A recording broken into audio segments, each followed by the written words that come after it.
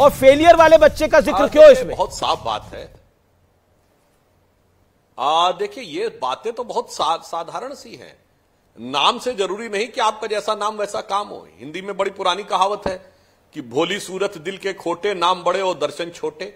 और मैं ये भी कह देना चाहता हूं, इसके ऊपर तो हमें याद है अमीश जी, बचपन में काका हाथरसी जी की एक कविता थी। उन्होंने कहा, काम धाम का नहीं है नाम से सामंजस्य, किसी पार्टी के नहीं झंडा राम सदस्य, और नाम बदल लो कितना न बदले भाग्य की रेखा, स्वर्ण सिंह के हाथ में कड़ा लोहे का देखा। ऐसा उन्होंने एक हास्य व्यंग में कविता लिखी थी, जिसका सिर्फ यह अर्थ था कि कोई नाम बदलने से कोई सोचे कि मेरा सब कुछ हो जाएगा। उन्होंने कहा था, दूर युद्ध से भागते नाम बड़े रणधीर, और भाग्यचंद की आज तक सोई है तकदीर। तो ये एक सिंपल सी बात मैं कहना चाह रहा हूं, कोई सोचे कि नाम से मैं सारा का सारी चीज वो कर लूंगा। अभी देखे चरण सिंह सापरा जी जोशो जुनून में क्या बोल गए, कहते इंडियन नेशनल कांग्रेस वो है जिसने ईस्ट इंडिया कंपनी को भगाया था। भाई साहब, ईस्ट इंडिया कंपनी का राज 1857 में खत्म हो गया था और कांग्रेस बनी 1885 में। मतलब 38 साल पहले पैदा होने से पहले भगा दिया। तो गजब का तर्क देते हैं आप लोग। और इंडियन नेशनल कांग्रेस बनाई गई थी इसलिए कि 1857 के स्वतंत्रता संग्राम के कारण जो स्थिति हुई थी, अंग्रेजों को लगता था कहीं दोबारा वो ना हो जाए, तो एक सेफ्टी वॉल्व की तरह। और ये मैं नहीं कह रहा हूं, इनके द्वारा पोषित राइटर बिपिन चंद्रा और तमाम वामपंथी इतिहासकार भी कांग्रेस की सेफ्टी वॉल्व थ्योरी रख चुके हैं, ताकि जैसे प्रेशर कुकर होता ना, प्रेशर ज्यादा हो जाए तो वो सेफ्टी वॉल्व निकलता, थोड़ी हवा निकल जाती है, वैसा करने का प्रयास किया जाता था। और इसीलिए मैं चुनौती से कहता हूं, 1885 में बनने के बाद कांग्रेस ने 1930 तक पूर्ण स्वराज्य को कभी अपने प्रस्ताव में आने नहीं दिया। संघ के संस्थापक डॉक्टर हेडगेवार 1920 में नागपुर कांग्रेस अधिवेशन में पूर्ण स्वराज का प्रस्ताव लाना चाहते थे, नहीं लाने दिया गया।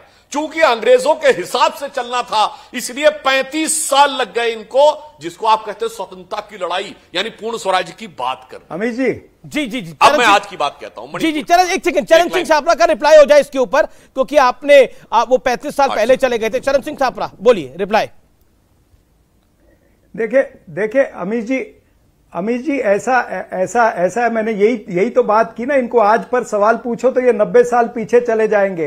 ये वही लोग हैं जिनके पूर्वजों ने अंग्रेजों की दलाली की है, तो ये कैसे समझेंगे ये तमाम सारी बातों को। और दूसरी बात ये है कि आज का जो मुद्दा है, जैसे जेपी नड्डा साहब ने आज ये अभी स्टेटमेंट आपने जेपी नड्डा साहब की करी है, ये तो कल को ये भी कह सकते हैं कि भाई पेट्रोल के दाम इसलिए नहीं कम हो रहे क्योंकि वो नाम है इंडियन ऑयल कॉरपोरेशन।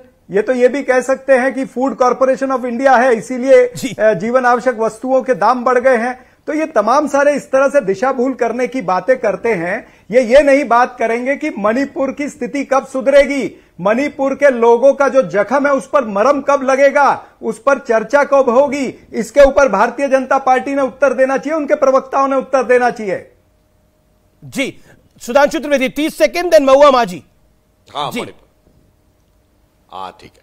देखिए, मणिपुर के विषय के ऊपर माननीय प्रधानमंत्री जी सत्र शुरू होने से पहले ही अपने मन की कष्ट, वेदना और आक्रोश तीनों की अभिव्यक्ति कर चुके हैं। आज गृह मंत्री अमित शाह जी ने सदन में ही कहा है हम तैयार हैं चर्चा के लिए, और आज उन्होंने एक लिखित पत्र भी भेजा है विपक्षी दल के दोनों नेता प्रतिपक्षों को, राज्यसभा और लोकसभा को लिखित में भी भेजा है। यानी हमने कहकर भी कहा है गृह मंत्री जी ने, और लिखित में भी कहा है, और कहा कि बैठकर इसका समाधान निकालिए, चर्चा करिए। हम चर्चा को तैयार है। आप कहते नियम 176 की तरह नहीं, नियम 267 की तरह चर्चा करेंगे। ये तो वो बात हो गई अमीश जी कि कोई ये कहे कि हम परीक्षा भवन में बैठ के परीक्षा का उत्तर पुस्तिका लिखने को तैयार है, मगर ये वाला कलम नहीं, तो वो वाला कलम नहीं, तो हम नहीं लिखेंगे। और फिर हम कहेंगे हमें उत्तर महुआ माझी जेएमएम, मैं उनका रुख करता हूं। भारतीय जनता पार्टी 267 जानी मानी लेखिका भी है, राइटर और 184 नियम में क्यों नहीं चर्चा करना चाहती है, इसके